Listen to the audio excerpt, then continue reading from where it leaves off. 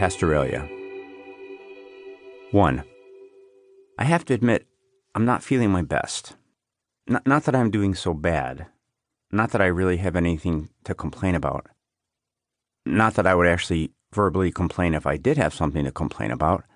No, because I'm thinking positive, saying positive.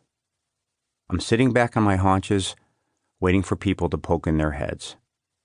Although it's been 13 days since anyone poked in their head, and Janet's speaking English to me more and more, which is partly why I feel so, crummy. "Geez," she says first thing this morning, "I'm so tired of roast goat I could scream." What am I supposed to say to that? It puts me in a bad spot. She thinks I'm a goody-goody and that her speaking English makes me uncomfortable.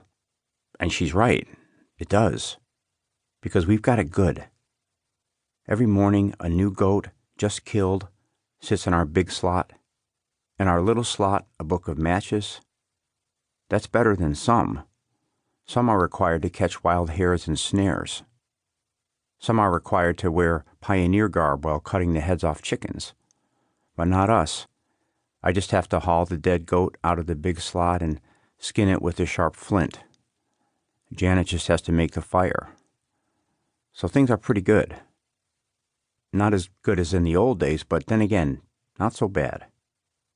In the old days, when heads were constantly poking in, we liked what we did, really hammed it up, had little grunting fights. Whenever I was about to toss a handful of dirt in her face, I'd pound a rock against a rock in rage. That way she knew to close her eyes. Sometimes she did this kind of crude weaving. It was like roots of weaving. Sometimes we'd go down to Russian peasant farm for a barbecue. I remember there was Murray and Leon. Leon was dating Eileen. Eileen was the one with all the cats. But now with the big decline in heads poking in, the Russian peasants are all elsewhere. Some to administration, but most not. Eileen's cats have gone wild, and honest to God, sometimes I worry I'll go to the big slot and find it goatless. 2. This morning I go to the big slot and find it goatless. Instead of a goat, there's a note. Hold on, it says.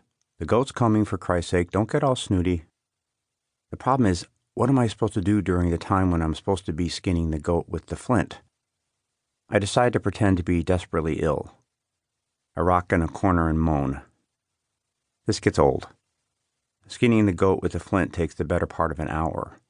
No way am I rocking and moaning for an hour. Janet comes in from her separate area and her eyebrows go up. "No freaking goat," she says. I make some guttural sounds and some motions meaning big rain come down and boom, make goats run, goats now away in high hills. And as my fear was great, I did not follow. Janet scratches under her armpit and makes a sound like a monkey, then lights a cigarette. "What a bunch of shit," she says. "Why you insist, I'll never know. Who's here? Do you see anyone here but us?" I gesture to her to put out the cigarette and make the fire. She gestures to me to kiss her butt. "Why am I making a fire?" she says. "A fire in advance of a goat. Is this like a wishful fire? Like a hopeful fire? No, sorry, I've had it. What would I do in the real world if there was thunder and so on and our goats actually ran away? Maybe I'd mourn, like cut myself with that flint, or maybe I'd kick your ass for being so stupid as to leave the goats out in the rain.